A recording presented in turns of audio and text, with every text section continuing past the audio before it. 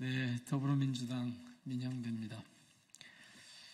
오늘은 사법정의 바로세우기 시민행동이 김영철 검사를 고발한 사건이 있었습니다, 공수처에.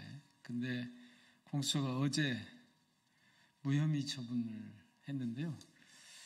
그 사유가 뭔지 쭉 불기소 이유를 보니까 도저히 납득할 수 없어서 이 단체에서 사생에서 다시 규탄 회견을 하고자 합니다. 그래서 제가 소개하러 나왔습니다. 김한매 대표님 모시고 기자회견 진행하겠습니다. 안녕하십니까. 대한민국을 더욱 정의롭고 민주적인 사회를 만들기 위해서 검찰 사법개혁 분야에서 앞장서고 있는 시민단체 사법정의 바로세우기 시민행동 상임대표 김한매입니다.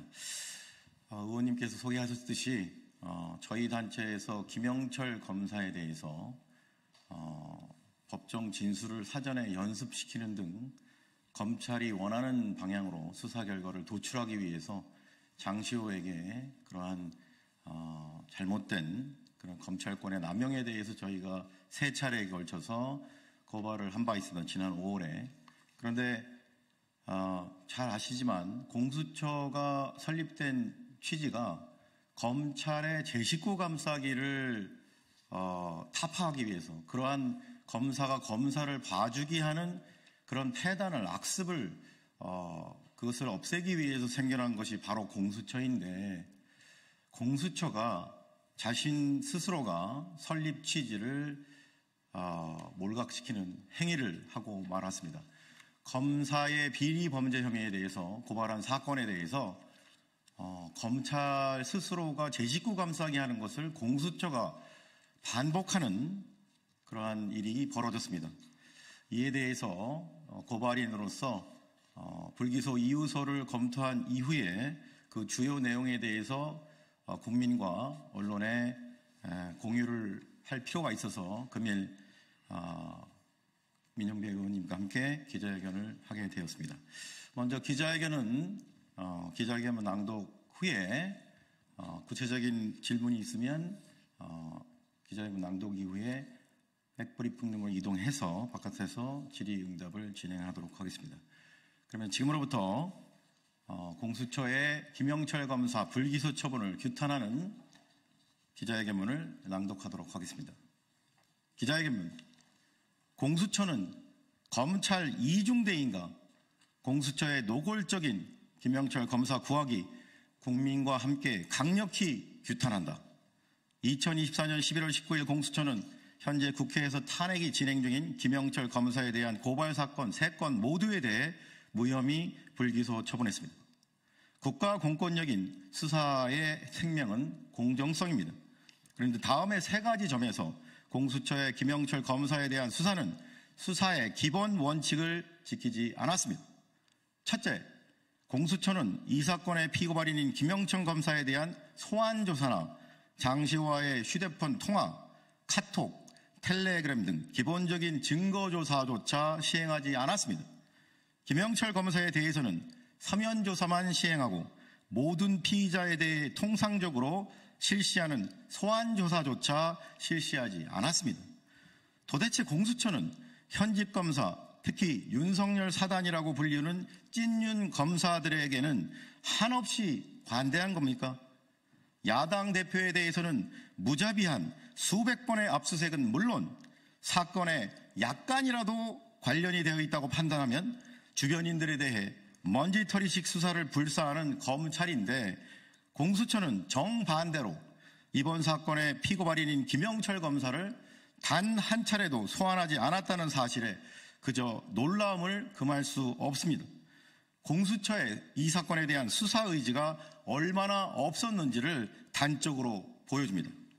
둘째, 이번 사건의 수사 라인은 공수처 수사 2부인데 송창진 수사 2부장은 과거 도이치모터스 주가 조작 사건의 공범인 이종호의 변호인이자 김영철 검사와는 사시 33기 동기입니다.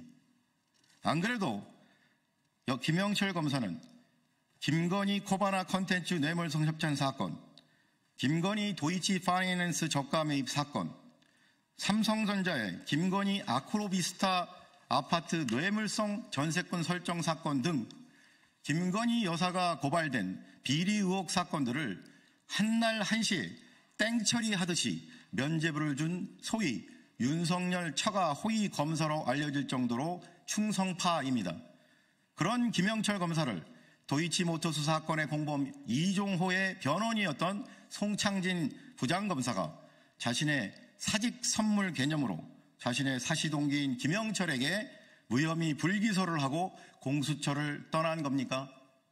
더욱 황당한 것은 이 사건의 주임 검사였던 공수처 수사 2부 김상천 검사 역시 이 사건을 마지막으로 김영철 검사에게 면죄부를 주고 사직한 송상진 부장검사와 마찬가지로 사직하면서 마지막 사건으로 면죄부를 주고 떠났습니다.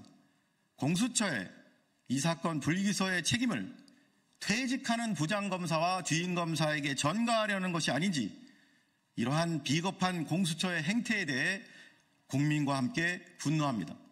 마지막으로 공수처의 김영철 검사에 대한 불기소 이유서는 마치 김영철 검사만을 위한 변론 요지서와 같습니다. 김영철과 장시호 간의 부적절한 소통을 입증하는 어떠한 형태의 통신 증거 하나도 확보하지 않은 채 오로지 김영철 검사의 일방적인 변명과 1000개가 넘는 장시호와 지인 간의 통화 녹취가 전부 거짓말이라는 논리로 김영철 검사에게 면죄부를 주고 말았습니다. 이 정도면 수사가 아니라 면죄부 주기를 위해 얼마나 공수처가 노력했는지 법을 잘 모르는 일반 국민들도 절감할 정도입니다. 현직 검사와 피의자의 부적절한 사적 관계를 넘어 국가 공권력을 동원하여 검찰이 바라는 방향으로 수사의 결론을 도출하기 위해 자행된 법정 증언 사전 연습 등 각종 비리 의혹에 대해 고발인으로서 법원의 재정 신청에 의한 이의제기 절차를 시작하겠습니다. 이 사건의 실체적 진실은 결국 역사와 국민 앞에 드러날 것입니다. 언론인 여러분들도 국민과 함께 끝까지 함께해 주십시오. 감사합니다. 2024년 11월 21일 사법정의 바로 세우기 시민행동.